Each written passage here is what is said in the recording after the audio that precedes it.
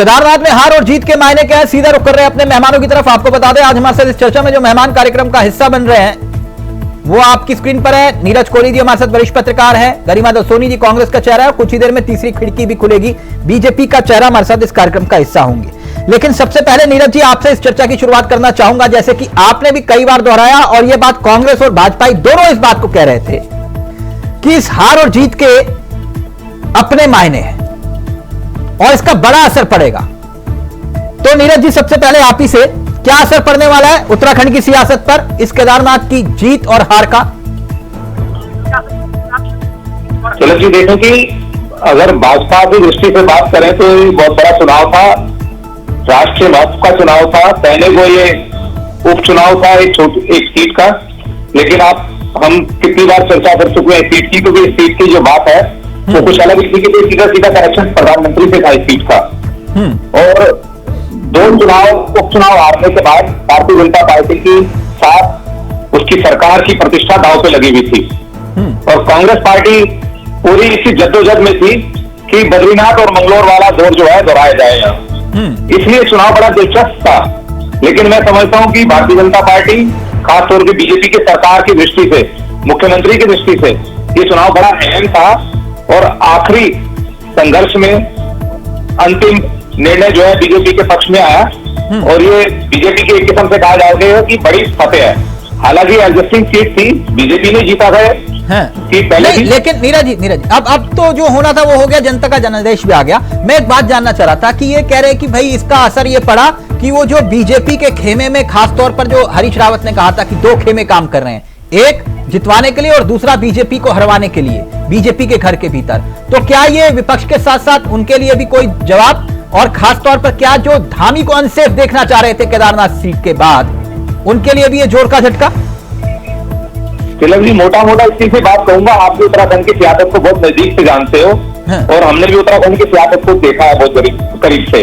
पिछले 24 सालों का अगर आप इतिहास उठाकर देख ले तो उसमें कहने में कोई बुराई नहीं कि कांग्रेस पार्टी के अंदर क्या चलता रहा और भारतीय जनता पार्टी के अंदर क्या चलता रहा, क्योंकि 24 वर्षों में 12 मुख्यमंत्री इस छोटे से प्रदेश में बदल गए, क्योंकि देश का अकेला राज्य होगा जहाँ इतनी उलट और इतनी तेजी से सियासत बदलती है।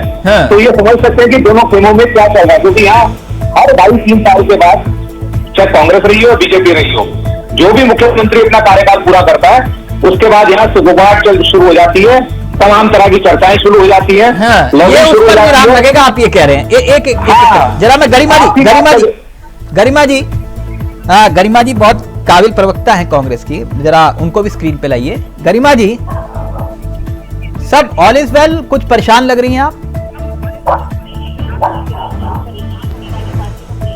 प्लीज गरिमा जी का audio, Garima ji please phone कान पे ले आइए। गरिमा जी ऑडियो में दिक्कत आ रही है आपके। जी गरिमा जी आप बोलिए। मैं कह रही हूँ नहीं, बिल्कुल दिक्कत की बात ही नहीं है। हम संघर्षों से निकली हुई पार्टी है, आंदोलन से निकली हुई पार्टी है, जब अंग्रेजों से नहीं डरे और सालों साल तक, मुझे आप गिनती नहीं कर पाएंगे कि कितने सालों तक कांग्रेस ने अंग्रेजों के साथ खट्टे किए। अभी इन्हें तो बमुश्किल 10-15 साल हो रहे हैं सत्ता पर काबिज हुए, तो इतनी जल्दी व्यथित और विचलित होने वाली नहीं। कांग्रेस की हार से केदारनाथ में हताश तो होंगी आप कि नहीं? निराशावादी हमारे लिए रिजल्ट रहे हैं, लेकिन तिलक जी ये बात समझनी होगी कि अगर मोदी जी के देश से इतने नजदीक है, मोदी जी से नीरज कोहली जी इस चुनाव को जोड़ रहे हैं, तो लैंडस्लाइड विक्ट्री होनी चाहिए थी। कहीं ना कहीं ये विक्ट्री जो है वो विपक्ष के वोट जो बिखरे हुए वोटों को मैं समझती हूँ कि भाजपा की जीत में तब्दील हुई है, क्योंकि अगर आप विपक्ष में देखेंगे कि कितना वोट विपक्ष ले गया है कुल मिलाकर, तो सत्तारूढ़ दल इतराए नहीं, सत्तारूढ़ दल नीरज जी कहा, नीरज जी ने नहीं जोड़ा, ये तो खुद आप लोगों ने जोड़ा कि देश के प्रधानमंत्री के, और ये तो बात सबने कही कि भाई हाँ ठीक है केदारनाथ का मतलब जो है। मैंने नीरज कोहली जी को अभी सुना, मैं डिबेट की बात डिबेट में रखना चाहूंगी। पहले किसने क्या बोला और बाद में किसने क्या बोला उस पर नहीं जाते। नीरज जी ने यहाँ कहा कि मोदी जी से जोड़कर इस चुनाव को देखा जा रहा था। अगर यदि इसमें सच्चाई है तो एक तरफा जीतना चाहिए था। ये कोई एक तरफा जीत नहीं है। अच्छा, एक अगर तरफा। आप देखें हनी जी। कि निर्दलीय प्रत्याशी अप्रत्याशित तरीके से 9,500 वोट लाया, हाँ। और कांग्रेस के वोट और उसके वोट यदि आप जोड़ें या आप यूकेडी की भी वोट जोड़ें, जितना विपक्ष था मतलब कुल मिलाकर, तो कहीं न कहीं इनके भाजपा के प्रत्याशी से ज्यादा तो एंटी इनकम्बेंसी तो थी, इससे आप इनकार नहीं कर सकते। हाँ। लेकिन मैंने वही कहा कि विपक्ष के वोट बिखर गए, और उस बिखराव की वजह से नहीं तो कहते हैं आप दिल्ली के विपक्ष की भाजपा एकजुटता नहीं कर पाए ना। आपने कहा घर में एकजुटता हो गई, लेकिन विपक्ष को ही जोड़ देते आप साथ में।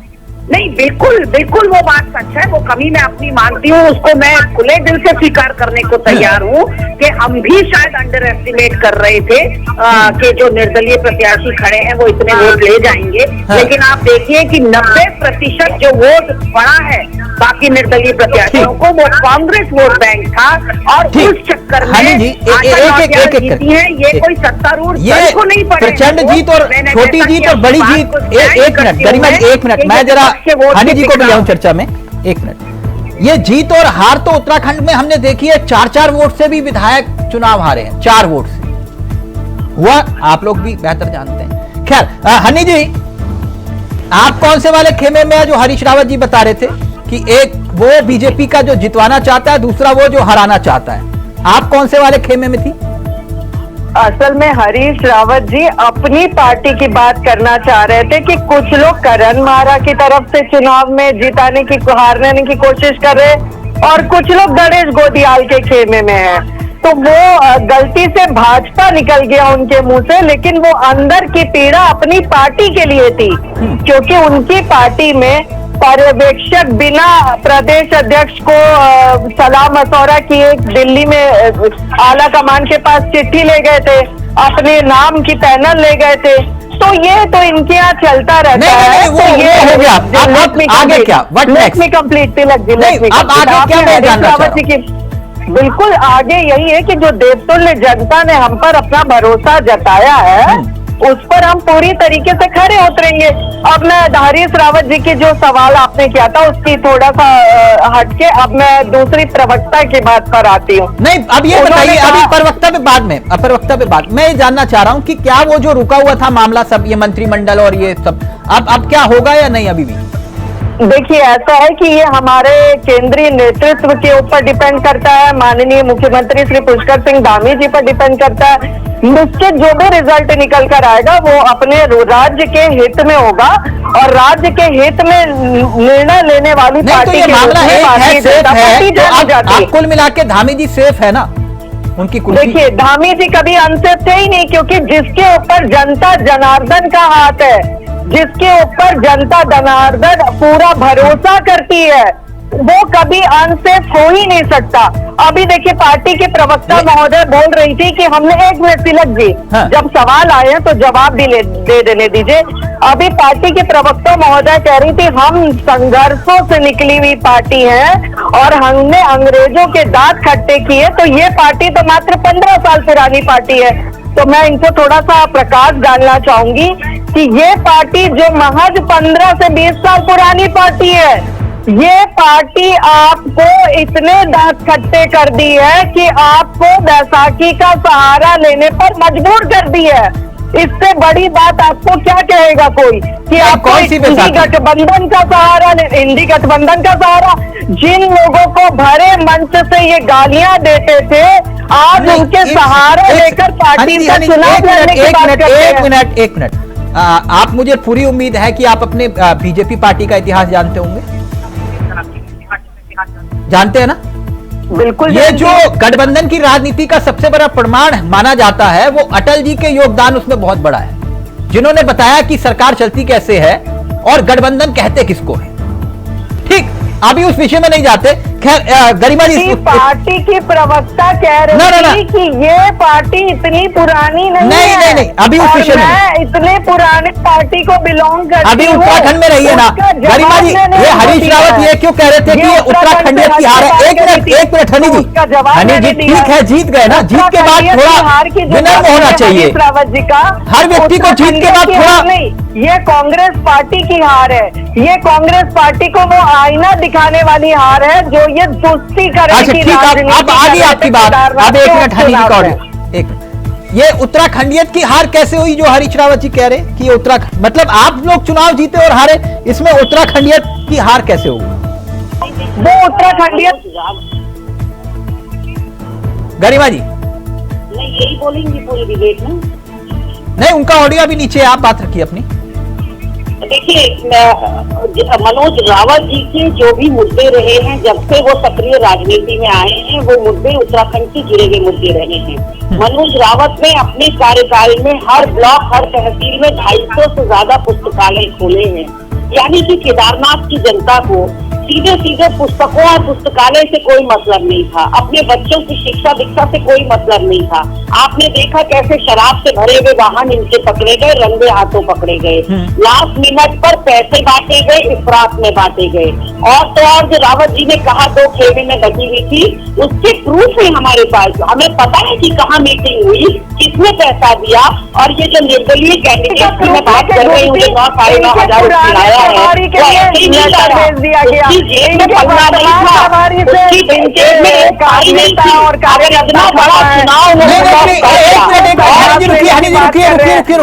कह रही है कि 2 खेमे में एक मिनट गरिमा जी की बात करने का, ये डिबेट करने का तरीका कहाँ से? एक मिनट गरिमा जी मुझे एक बात बताइए। नो, अभी सिर्फ गरिमा जी का ऑडियो रहेगा। ना रुकिए को हटा देते हैं, तुम्हारी सुन लेते हैं। एक मिनट अभी एक गरिमा जी, आपने कहा कि हमें मालूम है कि मीटिंग कहाँ हुई, आपने ये कहा कि आपको ये भी मालूम है कि पैसा किसको दिया गया, आपने ये भी कहा कि निर्दलीय विधायक जिसके पास 1 रुपया नहीं था वो चुनाव कैसे लड़ गया। जी, किसने लड़वाया चुनाव? भाजपा के लोगों ने फंड किया है। फंड किया है, बात है। यानी कि वो जो कैंडिडेट खड़ा था वो बीजेपी की बी टीम थी। बिल्कुल। अच्छा, और ये पैसा किसने दिया था? देखिए, मैं नाम ऐसे ऑन रिकॉर्ड नहीं लेना चाहूंगी, लेकिन पूरे उत्तराखंड में सरगर्मियां हैं और रूमर्स बहुत चारों तरफ हैं कि कहाँ से वो फंड हो रहा था। अच्छा, तो ये मीटिंग कहाँ हुई थी? आपने बताया कि मीटिंग भी हुई थी। बिल्कुल, मीटिंग भी हुई है। वो जो विधानसभा है वो भी सबको पता है कहाँ कौन सी विधानसभा में मीटिंग हुई। अब नहीं, मुझे नहीं पता, थोड़ा सा अगर आप बता पाए। नहीं, मैं वही तो आपसे कह रही हूँ कि मैं ऑन रिकॉर्ड सब चीज नहीं कहना चाहूंगी। हाँ। लेकिन जितने भी यहाँ बैठे हैं, पैनल के अंदर भी और पैनल के बाहर भी जो लोग सुन रहे हैं, हाँ। वो साफ समझ सकते हैं कि कहाँ हुई और कहाँ नहीं हुई। अब हनी जी का ऑडियो आएगा। हनी जी वो ये कह रहे हैं कि भाई जो निर्दलीय प्रत्याशी था, पहली बात तो आपने उनको फंड किया, आपकी वो बी टीम थी और आप लोग चाहते थे कि भैया वो वोट कांग्रेस का काटे ताकि आप जीत पाए। कुल मिलाकर ये खट्टे हैं, अंगूर खट्टे हैं वाली कहावत इस समय कांग्रेस पर पूरी तरीके से लागू होती है। जिस बॉबी पवार के हर अभियान में ये लोग घुसने का प्रयास करिए, उस पर राजनीतिक रोटियां सेकने का प्रयास किए। वो बॉबी पवार जो सरकार के खिलाफ हमेशा जाता है, वो बॉबी पवार जो आज तक सही के लिए साबित रहा है, वो बॉबी पवार त्रिभुवन जी के लिए वोट करने की अपील करता है और ये कहती है कि वो भाजपा से मिला हुआ है। तो पहले तो अपनी मानसिकता का विकास कर डिबेट में आए। ये क्या बोलती हैं? अल्प बुद्धि के ज्ञान में इनको खुद नहीं समझ में आता है कि ये क्या बोलती है। विदाउट एनी एविडेंस ये डिबेट में जो मुंह चाहे कहते हैं ना, बिना हार्ड मार्क्स की होती है जीभ, जहां मर्जी हो घुमा लो। तो ये कांग्रेस पार्टी के लोगों में कूट कूट कर भरा हुआ है कि जो मर्जी आए बोल दो, भले किसी हनी जी रुकिए, 1 मिनट रुकिए, थोड़ा ब्रेक लगाइए। गरिमा जी, आपने कहा कि मनोज रावत ने इतना विकास किया, वहां पुस्तकालय खोले, वहां लोगों को समझ में नहीं आया। आपको लगता कि आप जनादेश को गाली दे रहे हैं? नहीं, गाली तो जनादेश को गाली दे। एक मिनट हनी जी प्लीज, आपके बीच में कोई नहीं बोल रहा ना, आप बेवजह। भाई मुझे इस महिला से निजात दिला दो। इंडिया वाइज को केवल यही मिलती है भाजपा से। 1 मिनट डिबेट करना माने पत्थर से सर मारना है, क्योंकि डिबेट करने में तरीका आता नहीं। गरिमा जी आप मेरे सवाल का उत्तर। 1 मिनट, अभी हनी जी का ऑडियो नीचे रहेगा। अभी 1 मिनट रुकिए प्लीज, मैं नीरज जी बहुत देर से वेट करे। गरिमा जी ये तो जनादेश का अपमान हुआ ना। कभी आप कहते हो उत्तराखंडियत हार गई, कभी आप कह रहे हो कि भैया इन्होंने जो है वहां लोगों को शराब पिलाई तो इन्होंने उनके पक्ष में वोट नहीं, मैंने शुरुआत में कहा विपक्ष की जो वोटों का बिखराव है उससे दिल्ली के भाग से चीखा फूटा है। एक तरह से ब्लेसिंग इन डिस्गाइज वो आशा नौटियाल के लिए साबित हुआ। और मैं बधाई देना चाहूंगी, ये तो किस्मत का खेल है कि आशा नौटियाल विजयी हुई, लेकिन ये सत्तारूढ़ दल को नहीं गया है वोट। अगर आप विपक्ष के वोटों की गिनती करेंगे तो विपक्ष को ज्यादा वोट ये थ्योरी पर नीरज जी यकीन करते हैं जो गरिमा जी दे रही है। वो ये कह रहे हैं, भाई मैं तो कह रहा हूँ इन्होंने बी टीम बनाई। गरिमा जी मैं तो एक छोटी सी बात, मैं तो आप लोगों की तरह इतना विद्वान नहीं हूं, मैं ये कह रहा हूं कि अगर इन्होंने बी टीम बनाई और आप लोगों को ये भी मालूम था ये बी टीम बना रहे हैं और वो निर्दलीय प्रत्याशी रण में आपके वोट काटेगा, तो आपको बी सी डी ई बनाने की टीम की अधिकार था, आपको बनानी चाहिए थी। इनके पास अगर रणनीतिकार है तो मुझे पूरी उम्मीद है इनसे बड़े रणनीतिकार आपकी पार्टी में है। तिलक भाई मैंने कहा ये कमी थी हमारी कि हम अंडर एस्टिमेट कर गए, हम नहीं सोच पाए कि ये 10,000 नीरज जी मैंने जहाँ कमी थी वहाँ कमी स्वीकारी। हाँ, एक मिनट नीरज जी, इस थ्योरी पर यकीन करते हैं गरिमा जी की आप? तिलक भाई ये तो मैं कहूंगा कि अपने ऊपर ही क्वेश्चन मार्क लगाने वाली बात हो गई। 2022 में भी तो गत्ता इसी वजह से खाए थे, 2022 में भी तो निर्दलीय की वजह से गत्ता खाए थे, तीसरे नंबर पे रहे थे। तो ये बात तो इनकी रणनीति में पहले से होनी चाहिए कि अगर कोई लीडर कैंडिडेट खड़ा होगा तो कांग्रेस को फ्रंट जाहिर करेगा। 2022 में तो इसी में तैयार हुई थी कांग्रेस पार्टी की। अगर ये सारा गेम प्लान इनको मालूम था तो इनको उसी हिसाब से आगे की रणनीति बनानी चाहिए थी। भाजपा की रणनीति इनके पास मालूम थी इनको। तो सीधी सी बात है, देखो हार होती है, जीत होती है। हाँ। आपने जो रणनीति बनाई वो आपकी विफल हुई, और जो बीजेपी ने रणनीति बनाई जो प्रबंधन किया वो सफल हुआ, वो इसके साबित हुआ आपसे। अब सांप निकल गया, लकीर पीटने से कोई फायदा नहीं। बिल्कुल, ये सब चीजें तो चलती रहेंगी। लेकिन क्या कांग्रेस संगठन में भी कुछ बदलाव देखने को मिले? निर्दलियों की जहां तक बात है तो बिल्कुल ये बात मेरे कम से कम गले नहीं उतरती, क्योंकि मैं इतने रणनीतिकार हैं बीजेपी कांग्रेस वाले। भाई उत्तराखंड में निर्दलियों ने तो खेल बनाया और बिगाड़ा। उत्तराखंड के इतिहास में वो तथाकथित पीडीआर जो था, वो निर्दलियों जो जिसकी बैसाखियों की सहारे सरकारें खड़ी थी 2012 से 17, वो निर्दलियों ने तो बताया कि ताकत क्या होती है। क्या फिर राजेंद्र भंडारी ने बताया 2007 में कि ताकत क्या होती है? तो निर्दलीय तो कब खेल बनाने और बिगाड़ने में तो माहिर रहते। नीरज जी क्या बदलाव दिखाई दे रहे कांग्रेस में? देखिए मैं ये कह रहा कि 2022 का भी देखे, 2022 में भी तो कुलदीप रावत जी ने गेम बिगाड़ा कांग्रेस का। हाँ। ये पता नहीं है कांग्रेस पार्टी को कि इस बार भी मेरे लगा, ये तो अंडर एस्टिमेट इन्होंने इंडिपेंडेंट कैंडिडेट को अंडर एस्टिमेट आका, इस वजह से इनकी चूक हो गई। दूसरी बात ये कि अब आप विफल हुए, 2 चुनाव आपने जीते, तीसरे में आपकी रणनीति फेल हो गई। हाँ। इस चुनाव से पहले ही बहुत सारी चीजें चर्चाएं थी कांग्रेस में कि भाई आने वाले दिनों में कुछ ना कुछ एक बड़ा एक दिलचस्प सवाल आया दर्शक का। गरिमा जी वो ये कह रहे हैं कि भाई एक सवाल ये, जल्दी से इसका उत्तर दीजिएगा, वक्त नहीं है। एक बात ये कि भाई आप मंगलौर और बद्रीनाथ जीते, तब आपने कहा कि आपके प्रदेश अध्यक्ष और आपकी एकजुटता की जीत है। आप केदारनाथ हारे, अब ये किसकी हार सहरा बंदेगा? और दूसरा ये कि वो आपके प्रदेश प्रभारी कौन है, वो क्यों नहीं आई, वो ये पूछ रहे हैं। वैसे मुझे इसका उत्तर मालूम है, लेकिन फिर भी उन्होंने पूछा तो मैंने आपसे पूछा। नहीं देखिए, एकजुटता तो पूरे प्रदेश में देखी कि कांग्रेस के नेताओं और कार्यकर्ताओं की मेहनत मशक्कत में कहीं कोई कमी नहीं रही। हाँ। मैंने कहा तो शायद केदारनाथ की जनता ये भूल कर बैठी थी, अगर एक मुश्त उसको, वो परेशान तो थी सत्तारूढ़ दल से, आक्रोश भी बहुत था, एंटी इनकम्बेंसी भी बहुत थी। यदि एक मुश्त जो हरा सकने वाला सक्षम कैंडिडेट था उसको वोट पड़ता तो शायद केदार की जनता के सपने पूरे होते। मैं आज भी मानने को तैयार नहीं हूँ कि केदारनाथ का सपना आशा नौटियाल को जिताना था, लेकिन ये समझने में वो भूल कर गए कि जो वोट है वो एक मुट्ठी होने चाहिए। कांग्रेस तो एकजुट थी। जहाँ तक हमारी प्रदेश प्रभारी का सवाल है तो मुझे बताइए कि कौन सा बड़ा नेता भाजपा का वहाँ उतरा जो आप कांग्रेस से सवाल पूछ रहे हैं? दुष्यंत कुमार कितना आपको वहाँ प्रचार करते हुए दिखे? मोदी मैं जनता से रिक्वेस्ट करता हूँ, मैं रिक्वेस्ट करता हूँ, जिसने भी ये सवाल पूछा, ये ऐसा सवाल मत पूछिए कांग्रेस से जो कांग्रेस की कमजोर नब्ज हो। जरूरत आपको थी मैडम, इनको नहीं थी जरूरत। ये तो मंत्री और संतरी विधायक सब आप पूरी सरकार कैंप कर रही थी, जीतना आपको था। इसलिए आपके प्रदेश प्रभारी जिन्होंने हरियाणा में आपकी लुटिया डुबोई, उनका किरदार महत्वपूर्ण था। आप लिख लीजिए, एक बार फिर बोल रहा हूं आपको, सबसे महत्वपूर्ण किरदार था प्रभारी का। जो आप बता रहे हैं कि निर्दलीय ये हमारा खेल बना रहे और बिगाड़ रहे थे, आपके प्रभारी अगर होते तो आप जरूरत महसूस होती, आपको पता चलता, तब आपको पता चलता कि प्रभारी का रोल क्या होता है। जूम से जुड़ रहे हैं आप, जूम से चुनाव जीते जाते हैं।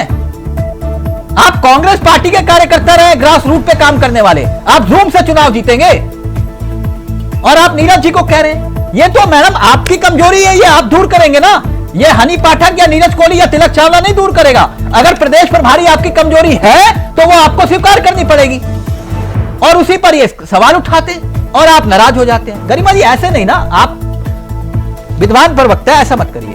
Thank you so much. मुझे दीजिए इजाजत। नमस्कार, जय हिंद, जय भारत, जय उत्तराखंड।